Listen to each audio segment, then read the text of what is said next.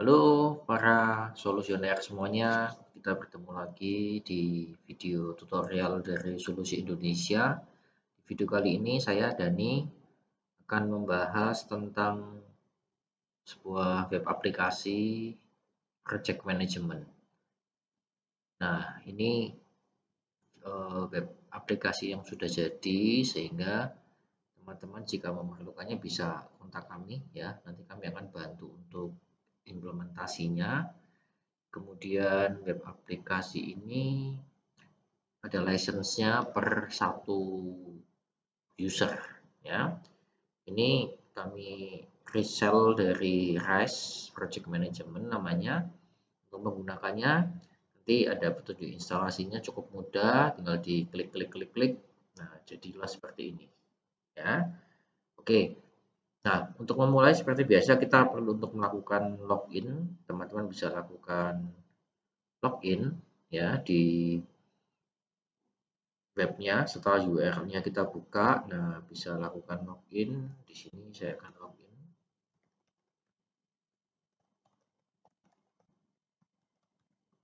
Kita isikan email dan passwordnya, kemudian kita sign in. Nah, setelah kita sign in, kita akan diarahkan ke halaman dashboard. Di mana dashboard ini ada beberapa hal yang bisa kita lihat. Yang pertama di sebelah kiri ini adalah menunya ya. Ini adalah menunya. Kemudian di atas juga ada top menu, kiri dan kanan. Ini logonya bisa diganti. Kemudian ini menunjukkan informasi kita ada clock in, clock out untuk mengukur time work time kita, waktu kerja kita. Kemudian ini ada berapa task yang kita pending belum selesai, outstanding kita. Kemudian ini ada event. Event itu adalah untuk kalender, ada kegiatan apa hari ini. Kemudian ini ada post baru, ada komen baru atau apa ya. Nah, di sini statistiknya ini ada cukup banyak, kita bisa custom. Ini sangat bagus project management ini. Kami menyarankan teman-teman jika memerlukan fitur project management bisa pakai ini. Oke, nah menu yang paling kiri kita akan coba bahas satu-satu ya. Jadi ini ada timeline. Timeline ini seperti wall di Facebook ya, di sosial media. Ini kita semangat pagi misalnya.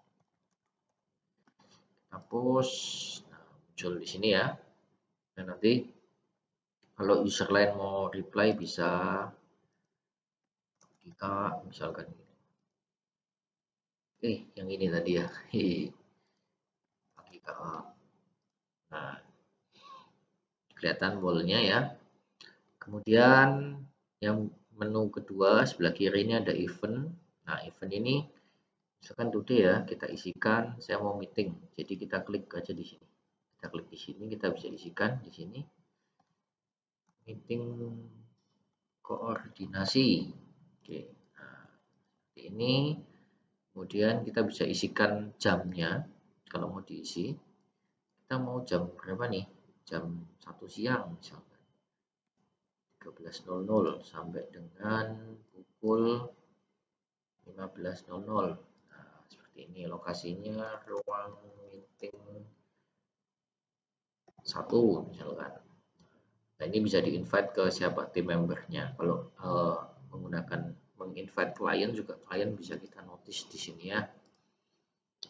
Oke, nah ini warnanya kita bisa pilih. Misalkan saya pilih warna biru ini kalau saat kita save. Nah, nanti muncul di sini. Nah, harusnya di dashboard yang tadi sudah terupdate juga bahwa kita ada event nih today. Nah, ini event today 1 ya. Kemudian post tadi karena kita post timeline tadi ada postingan baru 1. Today, yesterday. Seperti itu. Nah, yang salah satu yang keren dari fitur event ini adalah kita bisa melakukan repeat ya. Kita mau mengulang, misalkan kita meetingnya setiap Jumat nih, mau kita ulang. Kita weeks ya, every week kita 4 kali misalkan kita save. Nah, otomatis nih muncul nih setiap tadi kita buat 1, kita repeat 4 kali, 1 2 3 4. Nah, ini jadi mempermudah pekerjaan kita untuk memanage project-project yang akan kita handle. Misalkan kita di Friday kita mau closing meeting, jadi kita bisa buat seperti ini ya. Untuk event, nah kemudian ada menu lagi notes. Notes ini menu catatan simple ya, tapi ini sifatnya private, jadi hanya user pembuat yang bisa melihat. Misalkan saya tambahkan note lagi, catatan untuk meeting misalkan.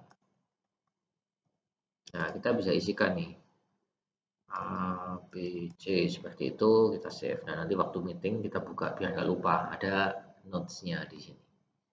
Kemudian fitur message ini digunakan untuk mengirimkan pesan semacam email ya, tapi internal di sini aja. Jadi message ke teman yang lain kita bisa compose, kita kirimkan ke siapa? Ini kosong karena tim membernya belum ada. Ya, jadi kita kirimkan ke tim member. Menu tim member ada di sini di bawah, agak bawah. Tim member ini adalah siapa saja rekan kita yang ada di sini. Ada di ini kita bisa tambahkan dengan cara saya jam dulu langsung ke tim member ya biar nyambung. Kita bisa lewat add, kita isikan namanya, atau kita bisa send invitation. Nah, send invitation ini by email. Nah, untuk mengaktifkan emailnya teman-teman harus setting dulu mail servernya, SMTP bla bla bla, itu bisa kita setting. Semua settingnya ada di menu setting ini. Nah, di sini ada setting email yang bisa kita setting. SMTP-nya seperti apa? Nah, ini kita isikan. Nah, ini tidak saya aktifkan karena ini di localhost ya. Kalau nanti teman-teman bisa sudah up di server yang bisa mengirimkan email, nanti kamu bisa bantu untuk settingkan SMTP-nya ini. Supaya notifikasinya by email nanti bisa sampai ke usernya. Seperti itu. Nah, tadi kita balik lagi ke menu berikutnya setelah message tadi ya. Setelah message berarti kita bisa ada yang namanya klien.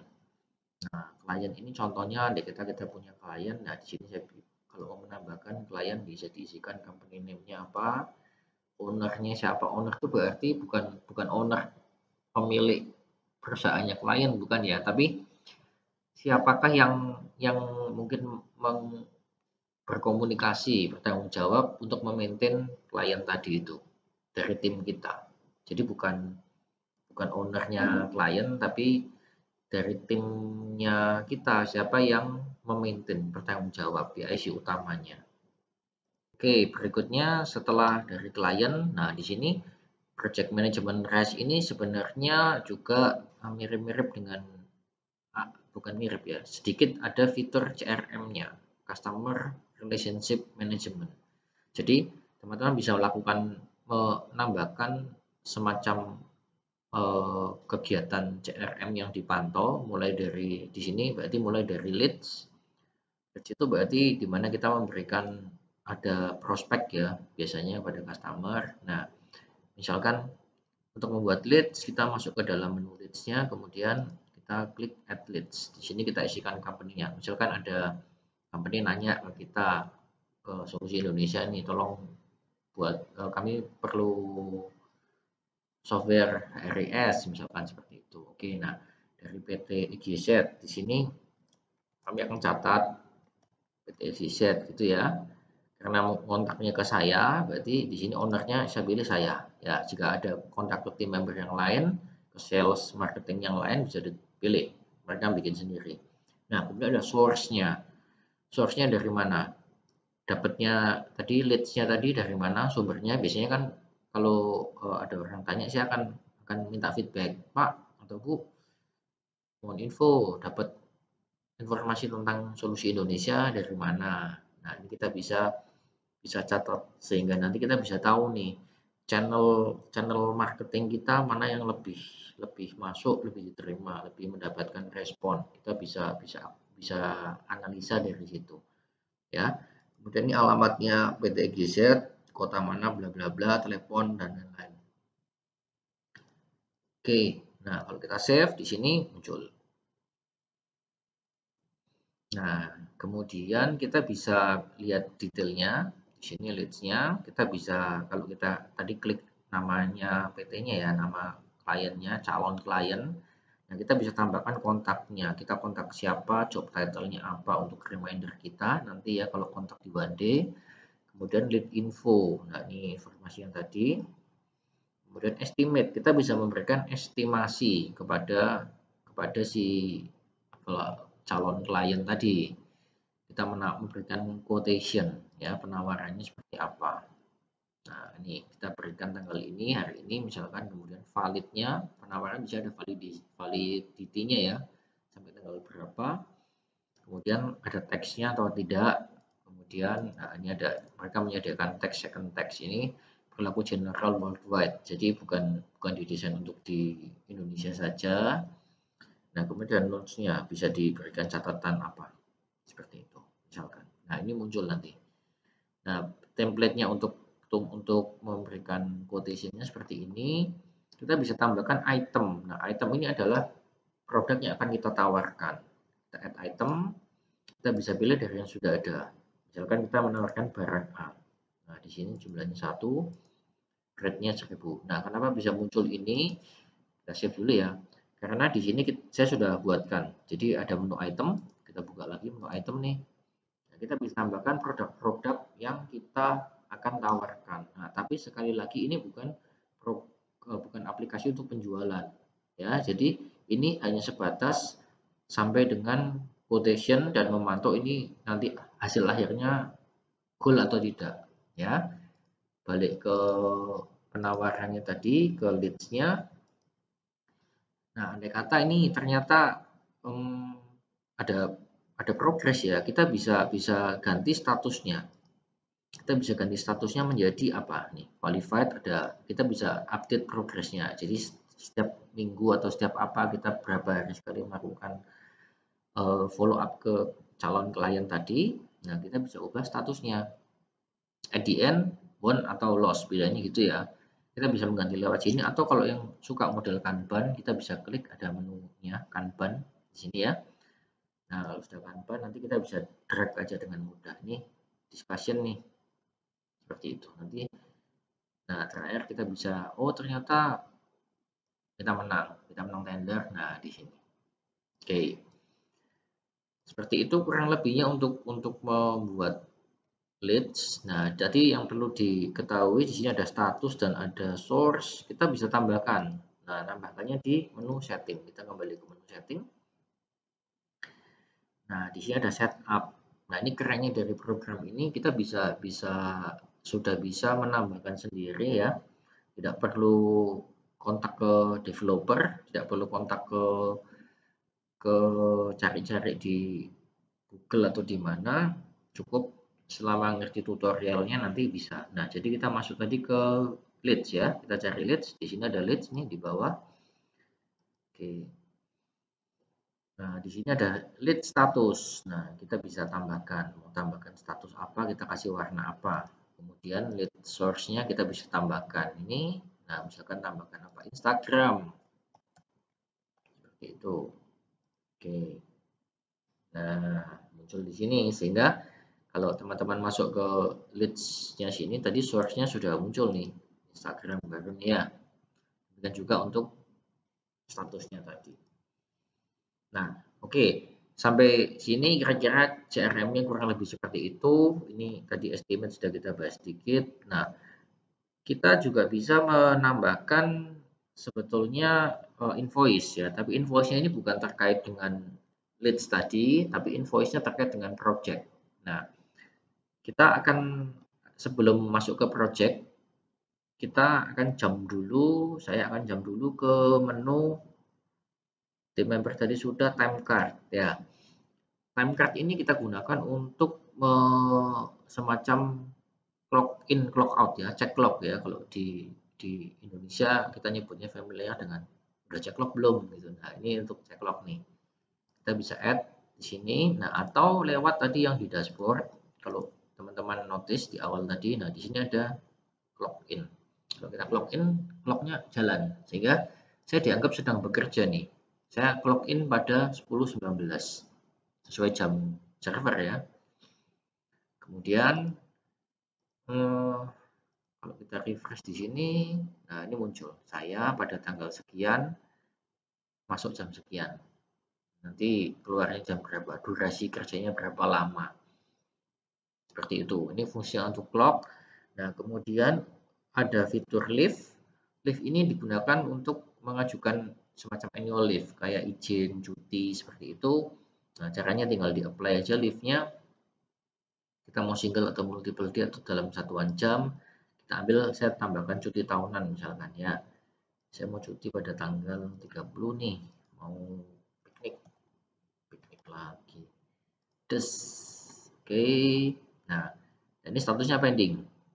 Kita harus approve dulu. Di approve biasanya ada atasan yang akan melakukan approve ya. Ini bisa kalau diklik di actionnya sini kita bisa lakukan apa? Mau di cancel, di reject, di approve. Ya kan saya approve ya. Cuti sendiri di approve sendiri. Nah, kita lihat di eventnya di sini muncul nanti. Kita harus pilih dulu tapi kita tambahkan ini leave-nya. Nah, di sini. Saya ada cuti tanggal 22 dan ada tanggal 30. Seperti itu. Ini untuk pengajuan cutinya. Nah, yang nanti yang mengapprove siapa ya disepakati di masing-masing sesuai kebijakan perusahaan. Ya, kalau kita lihat all application-nya muncul, kemudian ada summary-nya juga nih. Saya 2 hari ini off nih.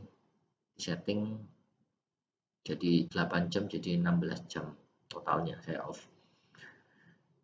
Jadi cocok buat buat menghitung juga sih pekerja yang upahnya mungkin by project atau by daily gitu ya.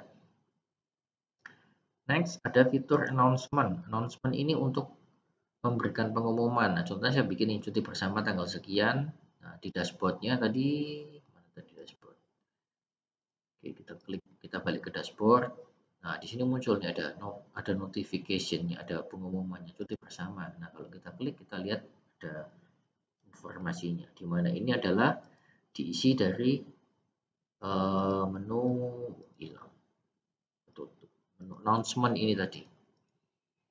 Nah, di sini detailnya. Oke, di announcement ini kita bisa tuliskan tanggalnya, ini tanggal tampilnya, kemudian di-share kepada siapa, tim member saja atau kepada semua klien juga.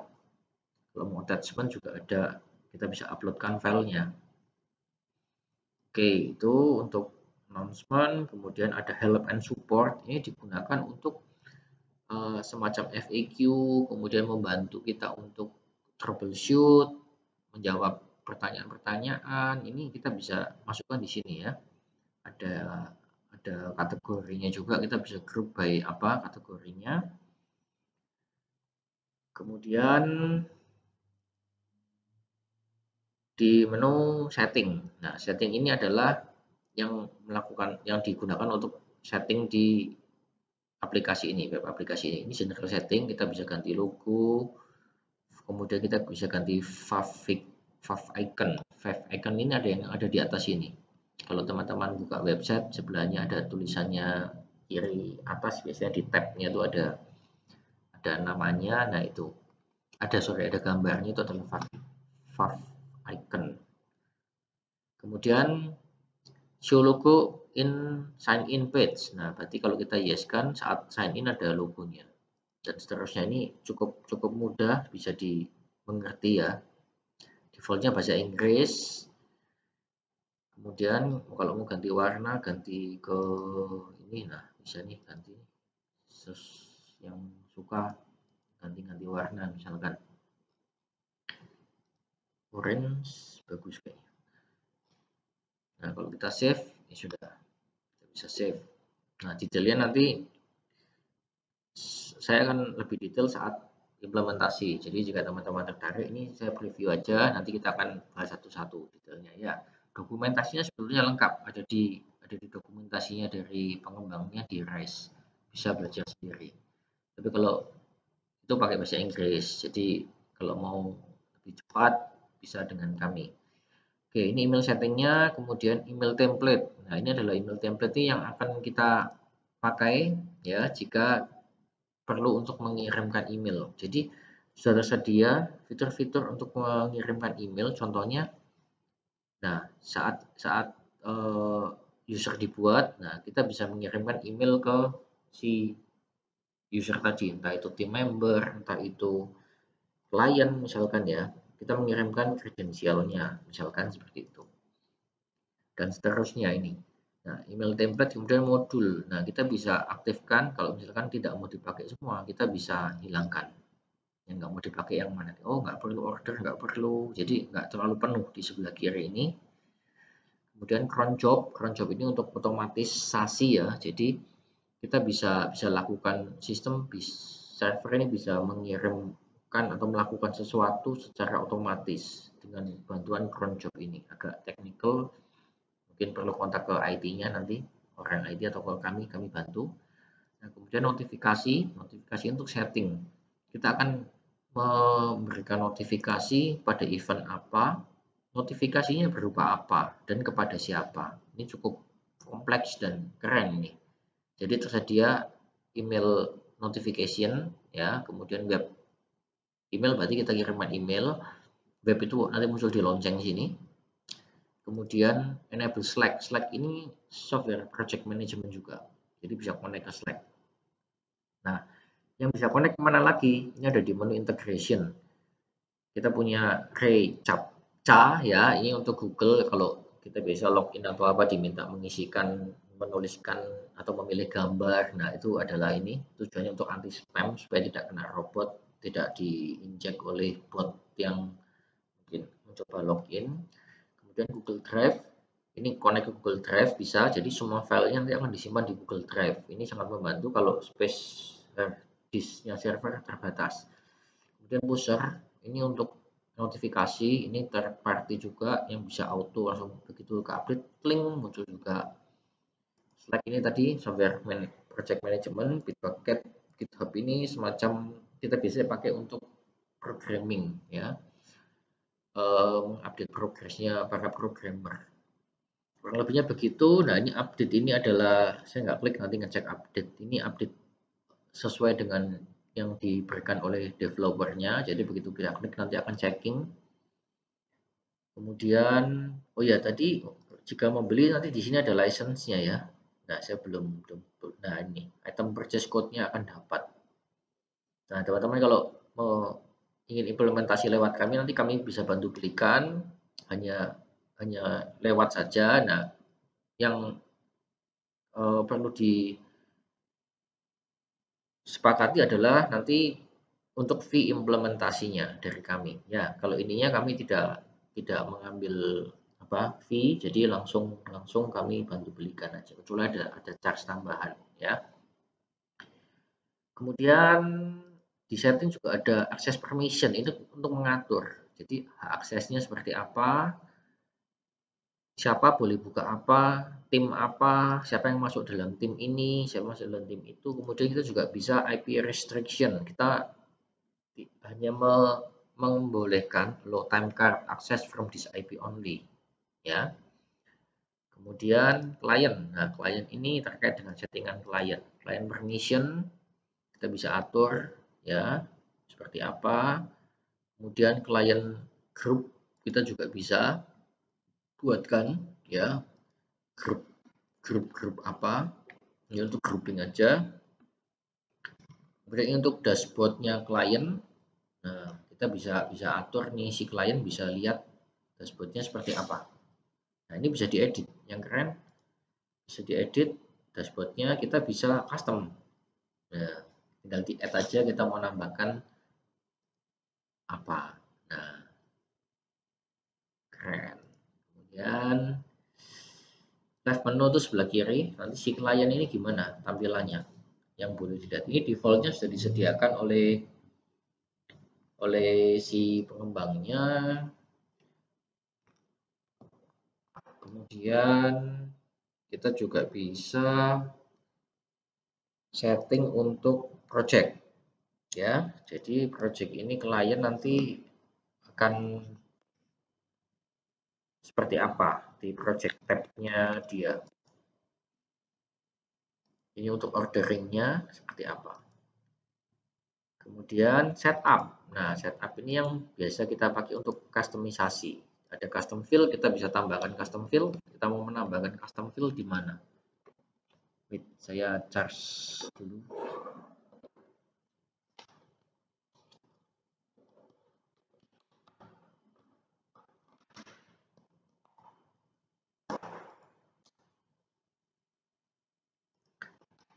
Oke, custom field tadi ya, sampai custom field kita mau menambahkan di menu apa, di modul apa, kita tambahkan field apa. Nah, ini.